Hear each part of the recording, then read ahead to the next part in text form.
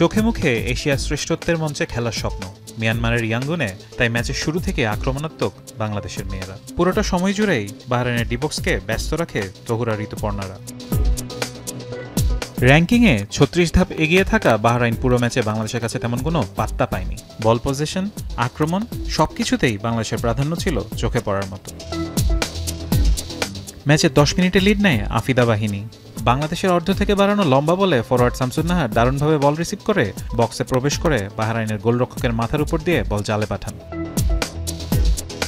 ৫ minute পর বাঁ প্রান্তে লম্বা ক্রস থেকে দারুণভাবে বল রিসিভ করে বাঁ পায়ের জোরালো কোনাকুনি শটে অসাধারণ এক গোলে স্কোরলাইন ২-০ করেন ঋতুপর্ণা।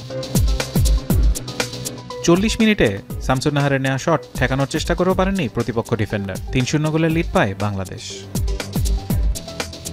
প্রথমার্ধের ইনজুরি সময়ে বাহরাইনের উপর দিয়ে ঝড় বইয়ে দেন তহুরা খাতুন। ৩ মিনিটের ব্যবধানে ২ গোল করেন এই ফরওয়ার্ড। ৫-০ গোলের লিড নিয়ে বিরতিতে যায় বাংলাদেশ।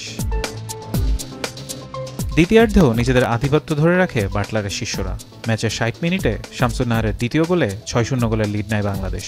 ৭৪ মিনিটে বাংলাদেশের হয়ে কফিনের শেষ পেরেক ঠুকেন মুনকি আক্তার। ৭-০ গোলের বড় জয় নিয়ে মাঠ ছাড়ে লাল সবুজের প্রতিনিধিরা। ফারহান ইহসান, এখন।